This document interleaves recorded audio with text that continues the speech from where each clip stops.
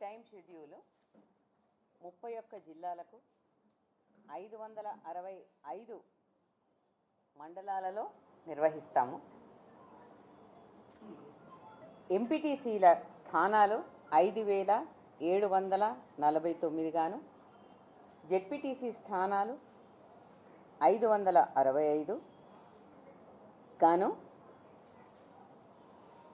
Polling locations 15302 ఎంపీటీసీస్కి, 31377గా గాను నిర్ణయించడం జరిగింది.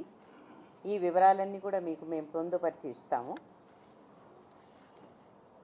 టోటల్ జీపీస్ 12733 కాను, అలాగే వార్డులు 1,12,288 కాను, పోలింగ్ స్టేషన్స్ 1,12,770గా ఖరారు చేయటమైంది. జీపీ పోలింగ్ స్టేషన్స్ అంటే సర్పంచులకు నిర్వహించే ఎన్నికలకు గాను పోలింగ్ స్టేషన్స్ 15,522 గాను నిర్ణయించడం జరిగింది. ఈ పోలింగ్ స్టేషన్లో ఈ వేకెన్సీస్కి గాను ఓటర్ల సంఖ్య మేల్ 81,65,894, ఫీమేల్ 85,36,770, అదర్స్ 504. వెరసి మొత్తం ఓటర్ల సంఖ్య 1,67,03,168 గాను మాకు ఎలక్టరల్ రోల్స్లో పబ్లిష్ చేయడం జరిగింది. టైం షెడ్యూల్ కనుక మీరు చూసుకుంటే ఇది 9వ తేదీ నుండి ప్రారంభమవుతుంది. 9 అంటే మనం అందరం పండగలు చేసుకున్న తర్వాత 9వ రోజు గురువారము ఉదయము ఎలక్షన్ నోటీసు అన్నది 9వ తేదీ నుంచి మొదలవుతుంది. ఆ రోజు నుంచి నామినేషన్స్ వేయవచ్చును. అయితే ఇది దఫాల వారీగా ఉన్నాయి కాబట్టి మొదట ఎంపీటీసీ అండ్ జెడ్పీటీసీ స్థానాలకు, పిదప గ్రామ పంచాయతీలు అలాగే వార్డు స్థానాలకు ఉన్నటువంటి వేకెన్సీస్కి ఈ ఎన్నికలు అనేవి నిర్వహింపబడతాయి. వాస్తవంగా ఇవి 2 ఫేజులు, అవి 3 ఫేజులు కలుపుకుంటే 5 దఫాలుగా ఈ ఎలక్షన్ ఉంటుంది. ఒక్కొక్క ఫేజు 15 రోజుల్లో ముగుస్తుంది. అనగా 9వ రోజున నామినేషన్కి ఎలక్షన్ నోటీస్ ఇచ్చింది. మీకు డేట్ ఆఫ్ పోల్ 23గా చూడవచ్చును. అదేవిధంగా 13వ తేదీ సెకండ్ ఫేజ్ జెడ్పీటీసీ ఎంపీటీసీలకు ఏదైతే ఉందో వాటికి డేట్ ఆఫ్ పోల్ 27గా చూసుకోవచ్చును. గ్రామ పంచాయతీలకు వచ్చేస్తే ఫస్ట్ ఫేజు 17th ఫ్రైడే రోజున మొదలు పెడితే వారికి డేట్ ఆఫ్ పోలు 31వ తేదీ, అదే రోజున మీకు అందరికీ తెలుసు రిజల్ట్స్ కూడా డిక్లేర్ అవుతాయి.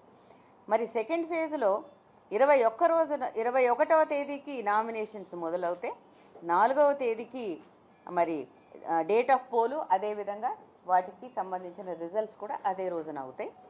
3వ ఫేజ్లో 25 శనివారం రోజున ఎలక్షన్ నోటీసు అన్నది విడుదల చేస్తే నామినేషన్స్తో మొదలై డేట్ ఆఫ్ పోలు 8వ తేదీ మళ్ళీ శనివారం రోజున అవుతుంది.